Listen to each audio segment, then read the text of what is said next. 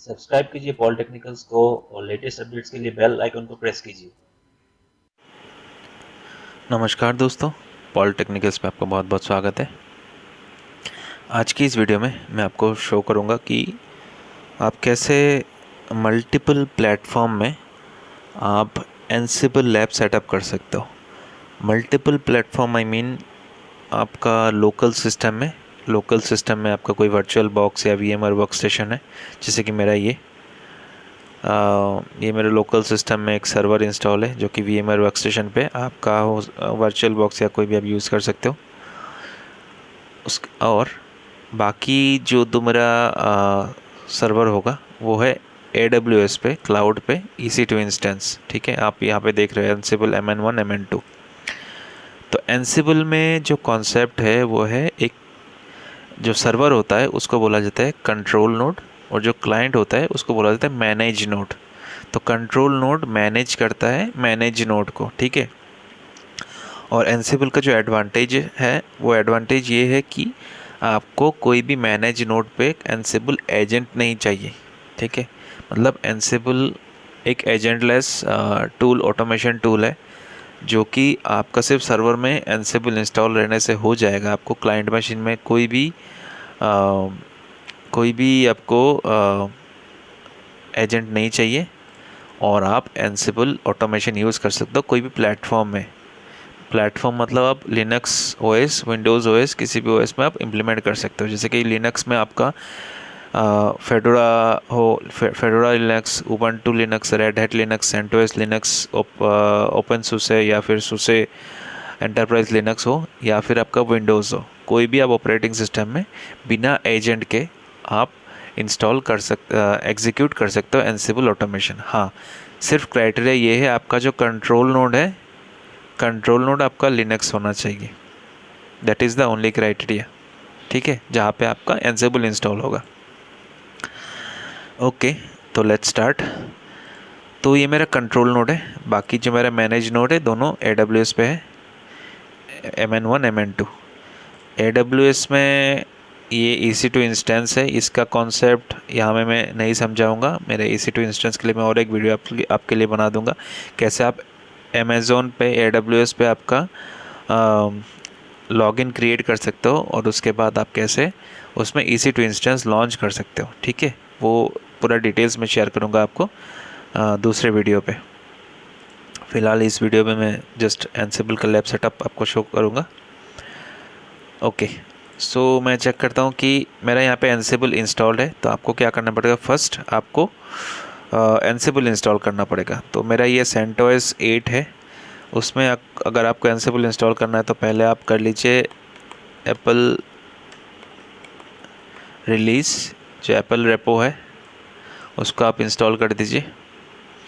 मेरा यहाँ पे ऑलरेडी इंस्टॉल है। उसके बाद ये कमांड जब आप एग्जीक्यूट करोगे, उसके बाद आपको करना है यम इंस्टॉल एनसिबल। ठीक है, आप यम इंस्टॉल एनसिबल स्टार्ट करने से भी आपका हो जाएगा, या फिर आप वर्जन भी दे सकते हो। जैसे कि मेरा यहाँ पे जो वर्जन इंस्टॉल है वो है 2.9। मैं आपको शो करूँगा वर्जन कैसे चेक करते हैं। तो आप ऐसे एनसिबल इंस्टॉल कर सकते हो, अदरवाइज़ बिना स्टार के भी आप एंटर करोगे तो एनसिबल इंस्टॉल हो जाएगा। करेक्ट। तो फर्स्ट स्टेप हो गया आपका रेपो इंस्टॉल, सेकंड आपका एनसिबल इंस्टॉलेशन, विथ थर्ड आप एनसिबल का वर्जन चेक करोगे कौन सा वर्जन इंस्टॉल है। तो मेरा देखिए 2.9.27। ठीक है, जो डिफ़ॉल्ट वर्जन आता है CentOS 8 के साथ। यहाँ पे अगर आप चेक करोगे तो कन्फिग फाइल, जो एनसिबल का डिफ़ॉल्ट कन्फिग फाइल कहाँ पे है, etc एनसिबल डायरेक्टरी पे है, ansible.cfg। यहाँ पे देखिए मॉड्यूल्स है, अलग अलग मॉड्यूल डायरेक्टरी है, प्लगइन्स है। तो ये सारे चीज़ एनसिबल में आप यूज़ कर सकते हो। और भी है, जैसे कि एनसिबल Python module location, executable file location, और पाइथन का वर्जन। तो पाइथन एनसिबल का प्री रिक्विजिट है। आपके पास अगर ओल्डर OS है, सपोज रेड हैट 7 या CentOS 7 या फिर कोई भी पुराना OS, तो आप चेक कर लेना आपके OS में पाइथन वर्जन इंस्टॉल है कि नहीं, कौन सा वर्जन इंस्टॉल है। तो पाइथन आप इंस्टॉल कर लेना, ये प्री रिक्विजिट है एनसेबल के लिए। बिना पाइथन के आपका एनसेबल कमांड एग्जीक्यूट नहीं होगा, या फिर आप जब एनसेबल इंस्टॉल करोगे आई गेस उसके साथ आपको पाइथन भी इंस्टॉल हो जाएगा as a prerequisite. Correct, okay. तो ये फर्स्ट क्राइटेरिया मेट हो गया। सेकंड क्राइटेरिया मैं अभी लॉगिन करता हूँ मेरा EC2 इंस्टेंस पे। तो EC2 इंस्टेंस पे लॉगिन करने के लिए देखिए दो तरीके हैं, या तो आप प्राइवेट की से इंस्टॉल कीजिए, प्राइवेट की से तभी आप लॉगिन कर पाओगे, नॉट इंस्टॉल लॉगिन। प्राइवेट की से आप लॉगिन तब कर पाओगे जब आपका EC2 instance to EC2 instance आप लॉगिन कर रहे हो सेम नेटवर्क पे या सेम सिक्योरिटी ग्रुप पे। वो डिटेल्स भी आपको AWS का अगर कोई मैं वीडियो शेयर करता हूँ तो उसमें आप मेंशन कर दूंगा कि सिक्योरिटी ग्रुप क्या है, बाकी डिटेल्स। एनीवे, तो आप एनसेबल टू एनसेबल आप प्राइवेट IP से लॉगिन कर सकते हो। बट ये मेरा लोकल मशीन है जिसमें इंटरनेट है और मैं एक क्लाउड मशीन को एक्सेस करना चाहता हूँ, तो always it should be A private IP, या सॉरी पब्लिक IP।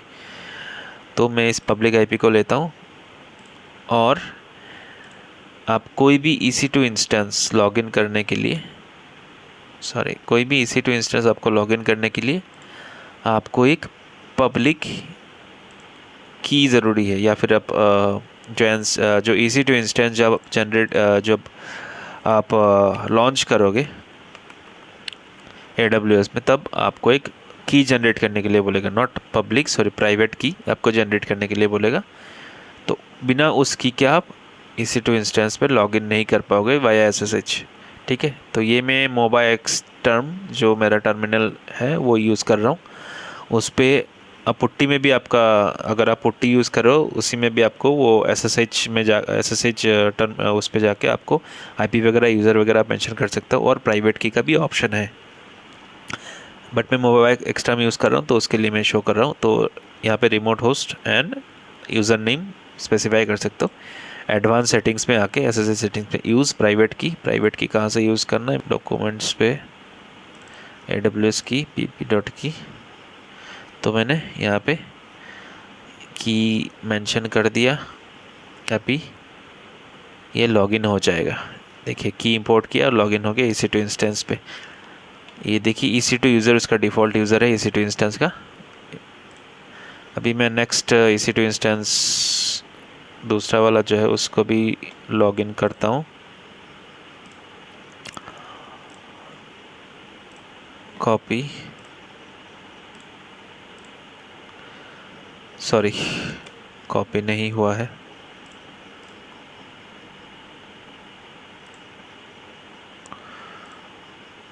तो यहाँ पे होगा EC2 यूज़र और मैं प्राइवेट की को,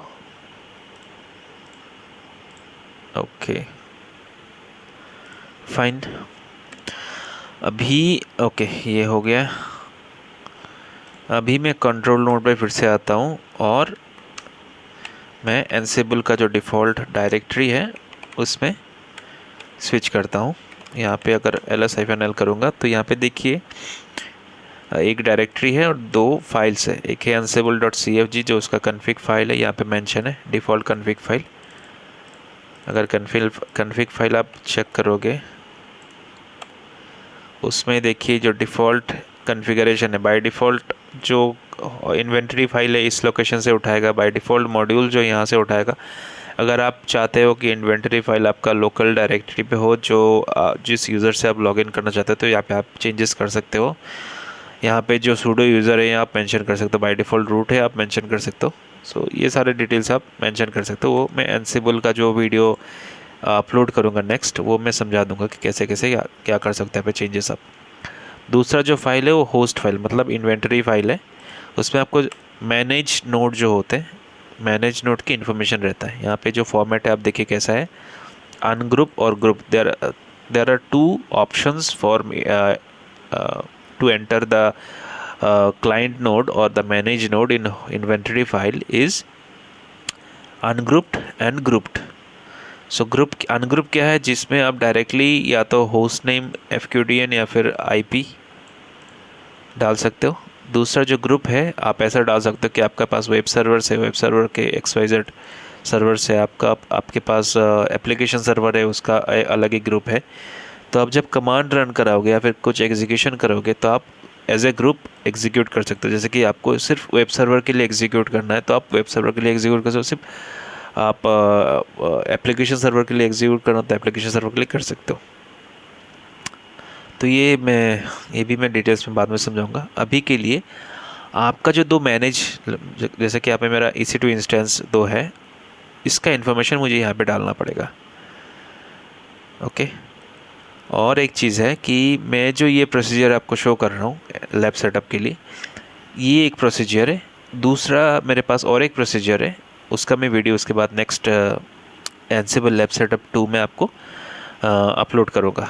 ठीक है, ये ईजीएस्ट है, ये इजीली आप कॉन्फ़िगर कर पाओगे, इजीली आप इसमें इम्प्लीमेंट कर पाओगे। बट जो दूसरा प्रोसीजर है वो एक्चुअली ईजी नहीं है, बट वो आपके लिए फिर जब सेटअप हो जाएगा एक बार, उसके बाद ईजी हो जाएगा आपको यूज़ करने में। ठीक है, ओके। एनीवे, तो सेटअप के लिए फर्स्ट मुझे चाहिए मैनेज नोड की पब्लिक IP। ठीक है, कॉपी पेस्ट। यहाँ पे आप जो एंसिबल की कमांड्स यूज़ करोगे उसके लिए एक डिफ़ॉल्ट यूज़र चाहिए, जो यूज़र आपका जो मैनेज नोड है उस पर भी अवेलेबल हो। ठीक है, तो जो सिंटैक्स होगा वो एंसिबल अंडरस्कोर यूज़र। अगर आपको पता नहीं है सिंटैक्स, आप जा सकते हो इस पे, ये है आपका एंसिबल डॉक। आप एंसिबल इन्वेंटरी सर्च करोगे गूगल पे, आपको इन्वेंटरी डॉक्यूमेंटेशन दे देगा एंसिबल का। आप इस पे आप जाके सर्च कर सकते हो एंसिबल अंडरस्कोर, जो भी ऑप्शंस है आप यूज़ करना चाहते हो, Ansible underscore host, port, user, password, anything. ठीक है, तो अभी मैंने यूज़ किया एंसिबल अंडरस्कोर यूज़र। ठीक है, तो हम कौन से यूज़र से एक्सेस करेंगे? EC2 यूज़र से। सेकंड थिंग, मैंने जो आपको शो किया कि पब्लिक IP, जो EC2 इंस्टेंस में लॉगिन करने के लिए हमें पब्लिक IP की ज़रूरत है। तो पब्लिक IP यहाँ पे मेंशन करने के लिए जो सिंटैक्स होगा वो ये है कि एंसिबल अंडरस्कोर SSH पब्लिक की फाइल, और आपको यहाँ पे की फाइल के लोकेशन देने पड़ेंगे। सपोज़ रूट vp.pem, और उसका फॉर्मेट PEM से। ये मुझे कैसे पता है? जब आप EC2 इंस्टेंस लॉन्च करोगे तो ये एक की फाइल आपको डाउनलोड करने के लिए बोलेगा, और ये की फाइल का जो फॉर्मेट होता है वो .pem पे होता है। ठीक है, फाइन। नेक्स्ट जो सर्वर है उसकी एंट्री डाल देता हूँ मैं, क्योंकि मेरे पास 2 EC2 इंस्टेंस है, और ये सेम रहेगा क्योंकि दोनों EC2 इंस्टेंस एक ही यूज़र से कनेक्ट हो रहा है और एक ही प्राइवेट की फाइल से एक्सेस हो रहा है। और मैं इस फाइल का भी सेव करता हूँ। ओके, अभी जो मैंने मेंशन किया है एक चीज़, जस्ट मैं फिर से ओपन करता हूँ। ये रूट के अंदर pp.pem ये एग्जिस्ट करता है कि नहीं करता है, हमें नहीं करता है, क्योंकि मैंने ये फ़ाइल क्रिएट नहीं किया है। तो मैं चला जाता हूँ अपना होम डायरेक्टरी पे, ls-l, यहाँ पे कोई pem फाइल नहीं है, तो मैं pp.pem फाइल एक क्रिएट करता हूँ। और इसका कंटेंट क्या होगा? कंटेंट होगा जो EC2 इंस्टेंस एक्सेस करने के लिए मैं जो एक प्राइवेट की अपलोड किया मैंने एडवांस सेटिंग्स पे जाके, वही की का कंटेंट। तो की कहाँ पे है? मेरा यहाँ पे सेव किया हुआ है। इसका एक्चुअली अभी मैंने नोटपैड में पहले एक बार ओपन किया है, तो इसीलिए नोटपैड शो कर रहा है आइकॉन। बट अगर आप चेक करोगे ये आपका .pem फॉर्मेट पे है, करेक्ट, और ये एक pem फाइल है। तो मैं इसको नोटपैड में ओपन करता हूँ। सॉरी, ये बहुत फॉन्ट बड़ा हो गया। ठीक है, इसको कॉपी करता हूँ कंटेंट को, और इसमें कंटेंट पेस्ट कर देता हूँ। ठीक है, अब एज इट इज़ डिट्टो आपका जो कंटेंट है वही इसी को आपको पेस्ट करना है। एक भी वर्ड, एक भी लेटर इधर उधर हो गया तो आपका की काम नहीं करेगा। ठीक है, अभी मैंने ये फाइल क्रिएट कर दिया, लेकिन यहाँ पे एक प्रॉब्लम ये है कि आपका एंसिबल यूज़र जो है सिर्फ एंसिबल कमांड एग्जीक्यूशन के लिए, आपके पर्पस के लिए, आपके ऑर्गेनाइजेशन का जो पर्पस होगा एंसिबल इम्प्लीमेंटेशन का, उसके लिए यूज़ होगा। लेकिन आप अगर उसका परमिशन देखेंगे, वो कोई भी रीड कर सकते हो उस फाइल को, दैट इज़ नॉट गुड। तो उसका परमिशन आप चेंज कर दो ताकि सिर्फ आपका जो एंसिबल यूज़र हो वही रीड कर पाए, बाकी कोई रीड नहीं कर पाए इसको, ठीक है। ओके फाइन, आप सिर्फ जो ओनर है वही सिर्फ रीड राइट कर सकता है, अदरवाइज़ कोई रीड भी नहीं कर सकता इस फाइल को, क्योंकि ये सेंसिटिव कंटेंट है और हम शो नहीं करते कोई भी प्राइवेट और पब्लिक की, वो इंडिविजुअल होता है हमेशा। एनीवे, तो अभी हमारा सेटअप हो चुका है, इसीलिए मैंने बताया ये ईजीएस्ट वे है लैब सेटअप करने के लिए। तो अभी हमारा सेटअप हो चुका है। अभी जस्ट मैं एक बार EC2 यूज़र से वो सर्वर में लॉगिन करूँगा। आप शायद पूछ सकते हो कि क्यों मैं लॉगिन कर रहा हूँ। इसका रीज़न ये है कि जब भी मैं एंसिबल कमांड चलाऊँगा, आप बिना लॉगिन के भी हो सकता है, that is no problem. But login इसीलिए कर रहा हूँ कि जब भी I am not sure if I can login. Okay, ये पासवर्ड पूछ रहा है, मुझे EC2 यूज़र का पासवर्ड नहीं पता है, तो मुझे की जो फाइल है उसको वो करना पड़ेगा, उसको रीड कराना पड़ेगा। एनीवे, मैं इसीलिए लॉगिन करना चाहता था कि जब हम फर्स्ट टाइम कोई भी सर्वर को लॉगिन ट्राई करते हैं लॉगिन के लिए या फिर एग्जीक्यूशन के लिए कुछ भी, तब क्या होता है वो सर्वर उस पर्टिकुलर सर्वर के लिए, मतलब जो सोर्स सर्वर है उसके लिए डेस्टिनेशन सर्वर जो है अननोन होता है। तो फर्स्ट टाइम जब उसको एक्सेस करता है वो उसके लिए नोन हो जाता है। तो जो नोन यूज़र्स या नोन होस्ट एक फ़ाइल होता है आपके सर्वर्स में, वो फाइल आपका होता है lsfnl.ssh के अंदर नोन होस्ट। तो नोन होस्ट में आपका क्या होता है, वो पर्टिकुलर दो, मतलब जितना भी आप होस्ट एक्सेस करते हो उस होस्ट का इन्फॉर्मेशन सेव हो जाता है, ठीक है। अगर वो इन्फॉर्मेशन सेव नहीं रहता है तो आपको एक प्रॉब्लम हो सकता है। वो प्रॉब्लम क्या होगा मैं अभी आपको शो करूँगा। मतलब वो कुछ बड़ा प्रॉब्लम नहीं है, बट जस्ट सॉरी, मैं कहीं से भी रन करा सकता हूँ एंसिबल कमांड, मैं आपको शो करूँगा। तो एंसिबल कमांड रन कराने के लिए ये मैं जो यूज़ कर रहा हूँ वो एडॉक कमांड है एंसिबल का। एंसिबल ऑल मीन्स मैंने जो इन्वेंटरी फाइल पे, मतलब होस्ट फाइल पे जो मैनेज नोड की एंट्री मैंने डाला है, जो कि मेरा 2 EC2 इंस्टेंस है, उसको ऑल इंडिकेट कर रहा है, ठीक है। यहाँ पे मैंने जो आपका इन्वेंटरी फाइल है उसमें मैंने आपको दिखाया था कि अनग्रुप्ड। अभी जो मैंने मेंशन किया है वो अनग्रुप्ड है, ठीक है। अगर यहाँ पे ग्रुप्ड होता तो मैं एंसिबल सपोज वेब, अगर वेब सर्वर के लिए, ठीक है, DB सर्वर के लिए एंसिबल DB, उसके बाद मैं कमांड चलाता तो सिर्फ DB के लिए एग्जीक्यूट होता, सिर्फ वेब के लिए एग्जीक्यूट होता। बट अभी मैं ऑल चला रहा हूँ तो जितना भी मेंशन है उस फाइल पे सबके लिए एग्जीक्यूट होगा। -m मतलब मॉड्यूल। तो कुछ भी आप एंसिबल में आप कोई भी कमांड चलाने से पहले आपको उस कमांड का जो मॉड्यूल है इसको आप शो करना पड़ेगा। जैसे कि यहाँ पे मॉड्यूल जो है पिंग कमांड चलाने के लिए पिंग मॉड्यूल आपको मेंशन करना पड़ेगा। कुछ भी पैकेज इंस्टॉलेशन के लिए हम क्या यूज़ करते हैं, यम, या फिर उबंटू में क्या यूज़ करते हैं, apt-get। तो वो मॉड्यूल हमें मेंशन करना पड़ेगा बिफोर एग्जीक्यूशन, ठीक है। तो मैं पिंग यूज़ कर रहा हूँ, मैं चेक करना चाहता हूँ कि हमारा एंसिबल सेटअप करेक्ट है कि नहीं और दोनों सर्वर को एक्सेस कर पा रहा है कि नहीं एंसिबल।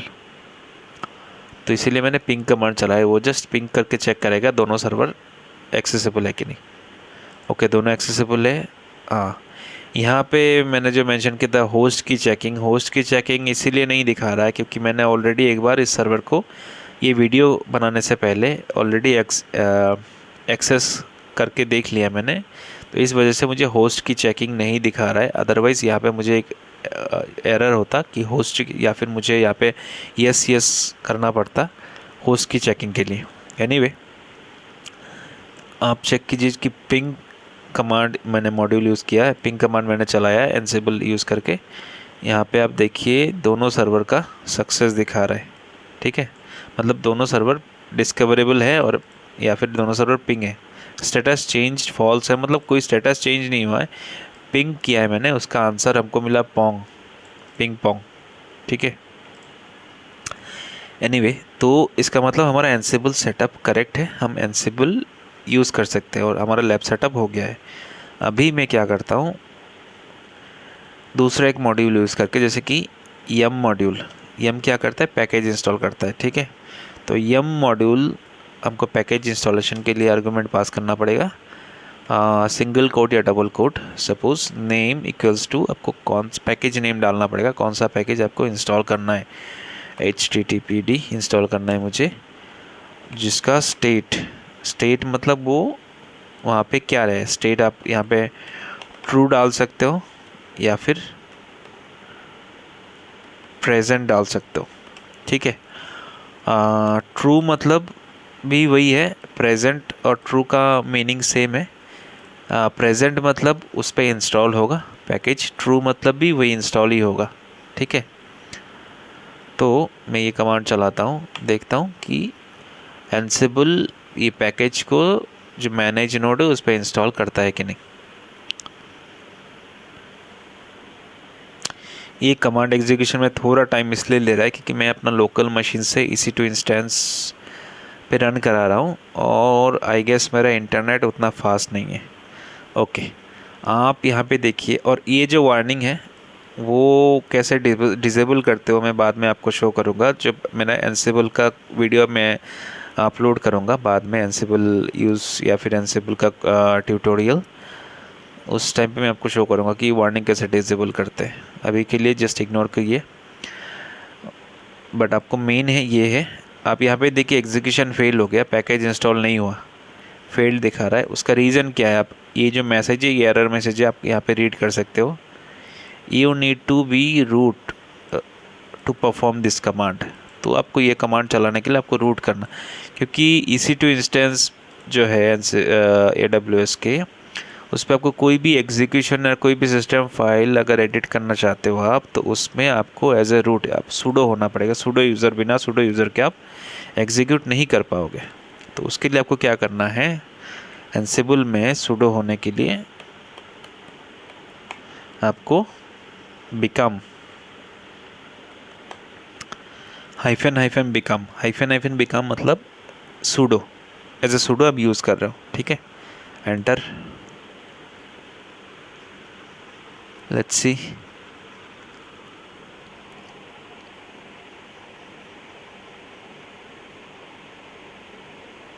ये अभी इंस्टॉल हो जाना चाहिए मेरे हिसाब से, क्योंकि मैंने एज ए रूट एग्जीक्यूट किया उसको। तो hyphen become as a root कैसे लिया, क्योंकि वहाँ पे बाय डिफ़ॉल्ट हमने कोई यूज़र मेंशन नहीं किया है एनसिबल का सेपरेट। आपको अगर याद है, मैंने एनसिबल कॉन्फ़िग फाइल आपको शो किया था, उसमें सुपर यूज़र रूट दिखा रहा था। तो हाइफन बिकम मतलब एज ए रूट एग्जीक्यूट किया उसने, या फिर एज ए सूडो यूज़र। तो ये देखिए इसका आउटपुट यहाँ पे दिखा रहा है, इस सर्वर में चेंज मतलब कुछ तो चेंज हुआ है सर्वर में, ठीक है। क्या चेंज हुआ है, देखिए, चेंज ट्रू, ठीक है। जो भी चेंज हुआ है हो गया है इंस्टॉल। चेंजेस क्या हुआ है, इंस्टॉल्ड हुआ है, क्या इंस्टॉल हुआ है, HTTPD पैकेज, ठीक है। और जो मैसेज है उसमें कुछ नहीं है, क्योंकि कोई एरर नहीं है उस पर। और कौन सा पैकेज इंस्टॉल हुआ है आप यहाँ पे भी चेक कर सकते हो उसका वर्जन। और ये AWS में है, इसलिए अमेज़ोन का वर्जन है 32x86 एंड 64 बिट, जो भी अवेलेबल पैकेज है वो इंस्टॉल किया है उसने।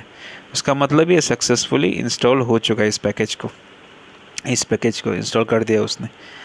अभी फिर से अगर आप ये कमांड चलाओगे तो क्या होगा, अगर आपका पैकेज इंस्टॉल है सर्वर में तो आपको दिखाएगा कि the package has already installed, correct. जो नॉर्मल EM कमांड है या apt-get से आप चेक करते हो, तो यहाँ पे भी वही चीज़ करेगा। आपको चेंज जो है, आपने पहले जो आउटपुट देखा उसमें चेंज आपने देखा है, चेंज हुआ है कुछ। अभी का जो आउटपुट हो, चेंज कुछ नहीं होगा, आपको चेंज नहीं दिखाएगा, क्योंकि चेंज कुछ हुआ नहीं है, क्योंकि ये ऑलरेडी पैकेज इंस्टॉल्ड है। तो आपको कुछ मिलेगा, मैसेज में मिलेगा, या तो कुछ एरर मैसेज या तो सिमिलर मैसेज मिलेगा कि पैकेज हैज़ ऑलरेडी इंस्टॉल्ड। ठीक है, तो चलिए वेट देखते हैं। हाँ, यहाँ पे देखिए आ गया है। तो चेंज की जगह आप ये देखिए सक्सेस लिखा रहा है, चेंज स्टेटस फॉल्स, मतलब कुछ चेंजेस नहीं हुआ है। रिज़ल्ट क्या है, ये पैकेज जो है providing HTTPD is already installed. ठीक है, हाँ सॉरी, मैसेज पे नहीं है, रिज़ल्ट पे दिखा रहा है कि पैकेज ऑलरेडी इंस्टॉल्ड है। करेक्ट। अगर इंस्टॉल है कि नहीं आपको चेक करना है यहाँ पे RPM-QA HTTPD आई थिंक आपको सॉरी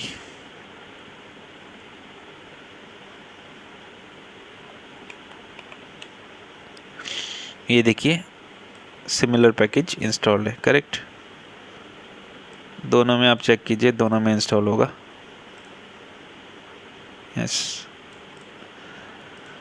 ओके, ये तो हो गया इंस्टॉलेशन। अगर आपको कोई भी पैकेज अनइंस्टॉल करना हो तो एब्सेंट, लेट्स सी ये काम करता है कि नहीं, मतलब इंस्टॉलेशन तो हो गया, अनइंस्टॉल होता है कि नहीं मैं चेक करता हूँ।